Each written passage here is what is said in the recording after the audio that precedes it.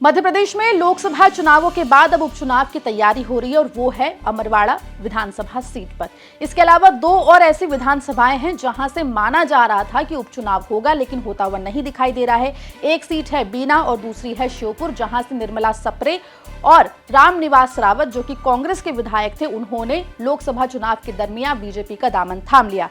लेकिन फिलहाल यहां पर आपको बता दें कि उपचुनाव नहीं हो रहा है। वजह यह है कि इन दोनों ही विधायकों ने अभी तक अपनी विधायकी से इस्तीफा नहीं दिया है।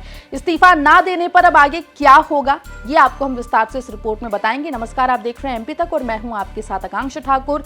दरअसल लोकसभा चुनाव के दरमियान कई नेता कांग्रेस छोड़कर बीजेपी में गए, जिसमें से कई सारे सिटिंग विधायक भी शामिल थे। आपको बता दें कि बीना से निर्मला सप्रे कांग्रेस की विधायक थी और रामनिवास रावत श्योपुर विधानसभा सीट से विधायक थे, कांग्रेस से ये जीत कर आए थे। दोनों ने लोकसभा चुनाव के दरमियान बीजेपी का दामन थाम लिया, लेकिन दोनों ही विधायकों ने, यानी कि निर्मला सप्रे ने और रामनिवास रावत ने, अभी तक अपनी विधायकी से इस्तीफा नहीं दिया है। माना यह जा रहा है कि दोनों इस बात का इंतजार कर रहे हैं कि कांग्रेस पार्टी उन्हें ही खुद निष्कासित कर दे कांग्रेस से, जिससे कि उनकी विधायकी बची रहे और उनको उपचुनाव ना लड़ना पड़े। अब सवाल ये कि आखिर दल बदल कानून क्या कहता है। तो आपको बता दें कि किसी विधायक या सांसद या किसी दल के टिकट पर निर्वाचित होकर उसे छोड़ देना और अन्य किसी दल में शामिल हो जाने पर दल बदल कानून जो है वो लागू होता है। मौलिक सिद्धांतों के आधार पर विधायक या सांसद का अपनी पार्टी की नीति के विरुद्ध योगदान करने पर दल बदल कानून लागू होता है।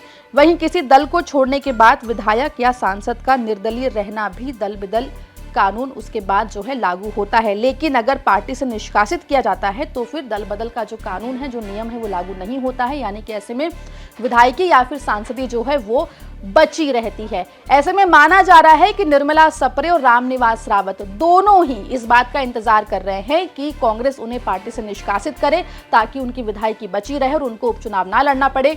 लेकिन यह देखना होगा कि आखिर क्या कांग्रेस उन्हें पार्टी से निष्कासित करती है। यह भी देखना होगा कि अगर कांग्रेस पार्टी इन दोनों ही विधायकों को निष्कासित नहीं करती है तो ऐसे में आने वाले वक्त में विधानसभा स्पीकर इस पर कोई बड़ा फैसला लेते हुए दिखाई दे सकते हैं। मामले में जो भी अपडेट होगा वो एमपी तक आप तक लेकर आएगा। मध्य प्रदेश से जुड़ी तमाम खबरों के लिए बने रहिए एमपी तक के साथ।